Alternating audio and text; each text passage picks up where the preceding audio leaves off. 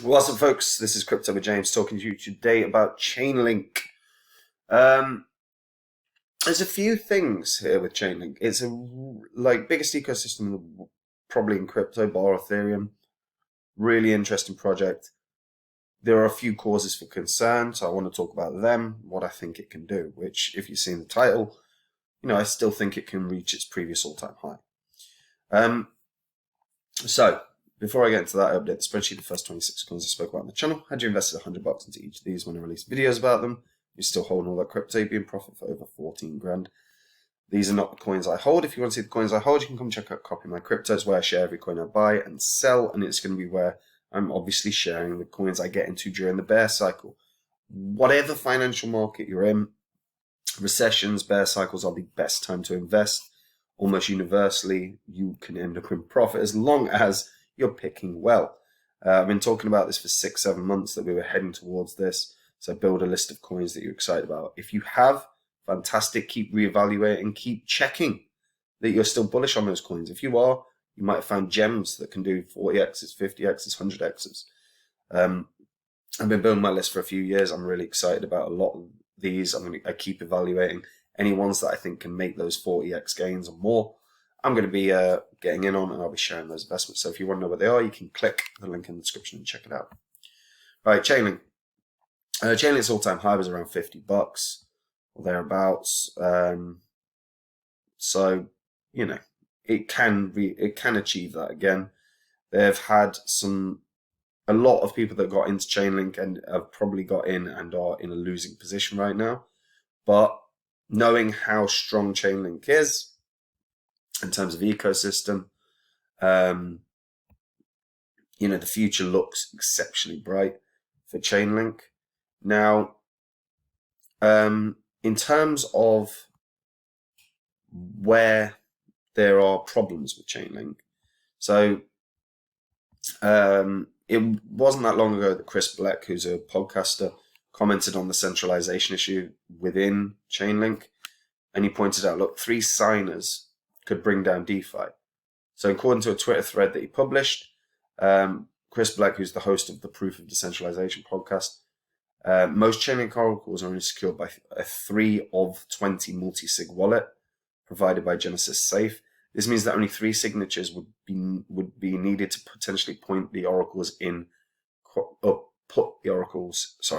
question to a compromised aggregator, and that can lead to faulty price feeds.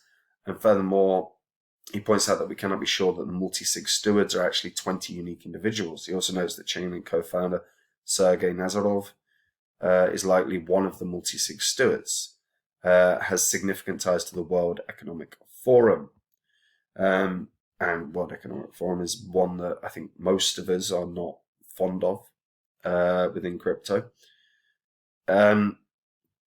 And that's basically it. What he points out is it appears that you cannot use DeFi without putting inherent trust in 1 to 3 unknown signers with World Economic Forum / globalist connections on an undocumented Chainlink multisig, which has the ability to manipulate any Chainlink price feed and cause an unprecedented DeFi black swan. Hundreds of DeFi apps are using Chainlink oracles, and all DeFi protocols are interlinked regardless.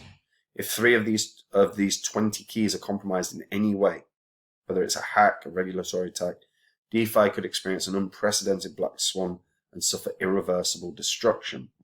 This is not something to actually ignore.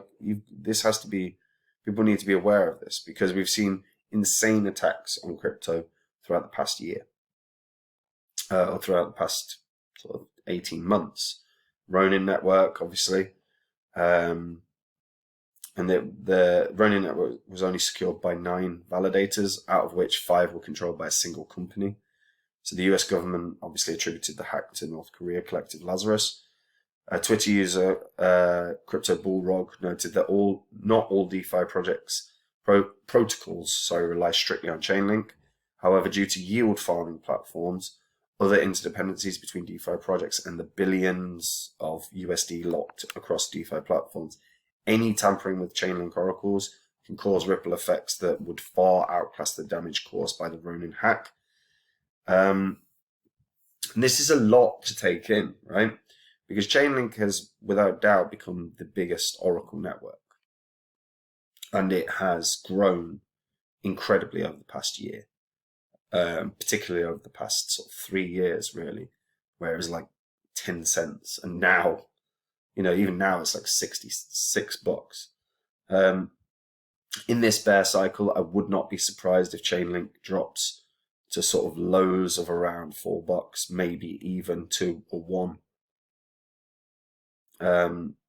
It's not that far away now, and literally dividing that by 3, and you've got just under $1 billion market cap. That is definitely possible for Chainlink, that it drops below $1 billion market cap, drops to around $2.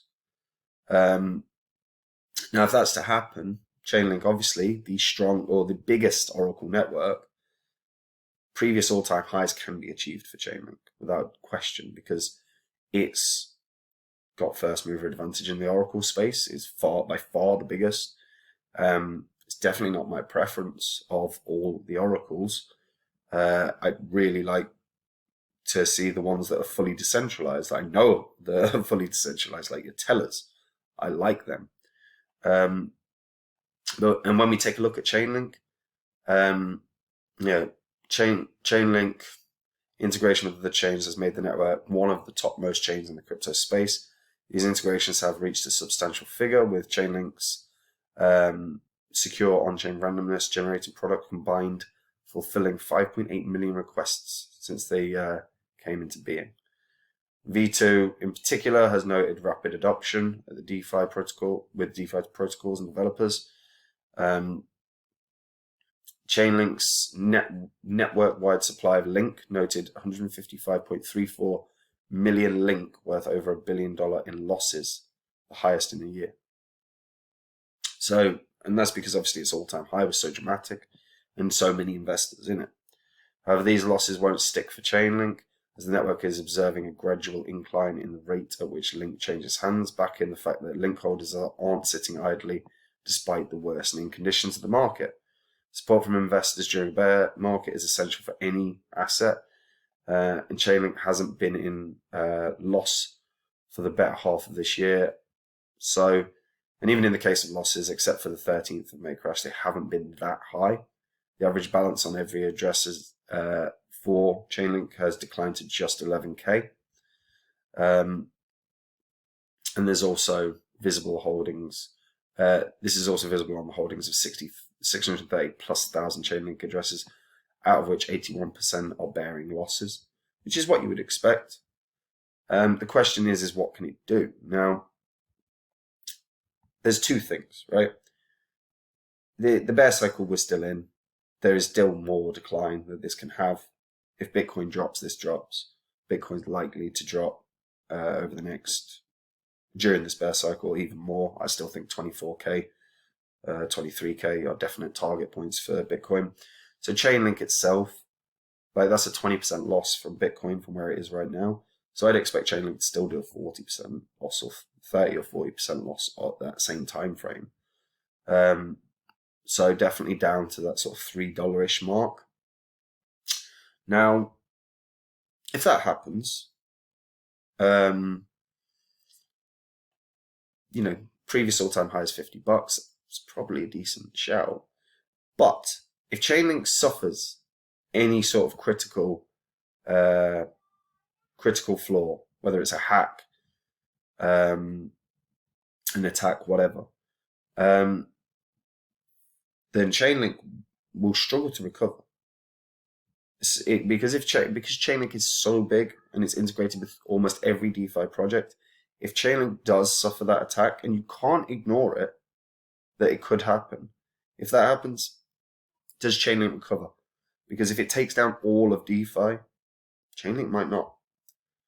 So that cannot happen. If that doesn't happen, Chainlink's in a better position. Then from there, if the ecosystem continues to grow.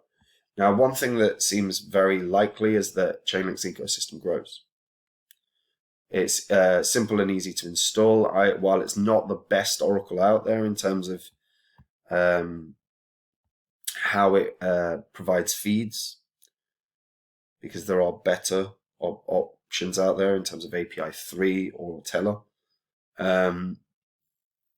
Chainlink is one of the simplest to integrate, and as a result, we're seeing a lot of DeFi tool applications use it.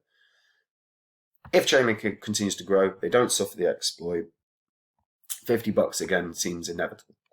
So it's just finding entry points during a bear cycle, and during this bear cycle, I still, like I say, I think Chainlink can still drop to around $2. So that's a 25x if it does hit those previous all-time highs. And let's be honest, bear cycles, they can drop even more. If we hit a real full-on bear cycle where Bitcoin drops to like 12K, which I know some people have forecast, that's like a 60% loss from this point. So if Bitcoin does that, everything else does 80% losses, 90% losses. They even call it an 80% loss, and let's just round that to $6.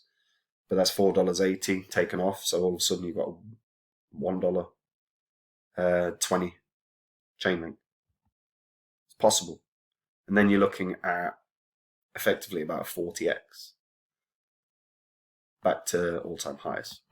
So bear cycles, like I said, real opportunities, but cannot be blind to the risk of Chainlink, and that critical centralization flaw is a problem. And if you are in Chainlink, be aware of that, because that problem could cost that investment. It could also cost the entire ecosystem.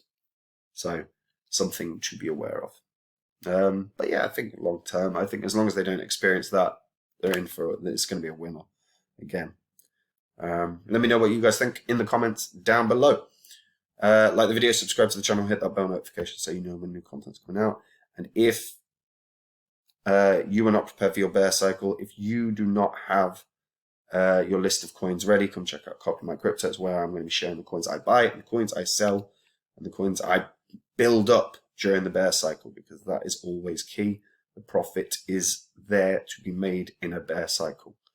And that's it from me. Take it easy. Bye-bye.